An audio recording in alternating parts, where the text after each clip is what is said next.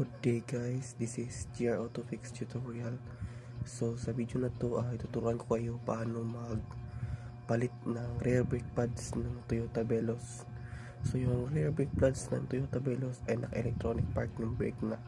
So kailangan nating service mode before natin ma-press in yung piston ng rear caliper.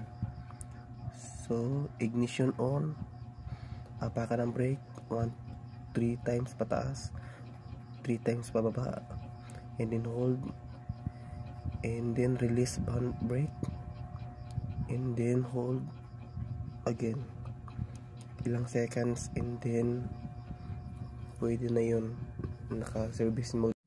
Pagkatapos ma-perform ang service mode procedure, so madali na lang yung i-press in yung piston papasok sa caliper.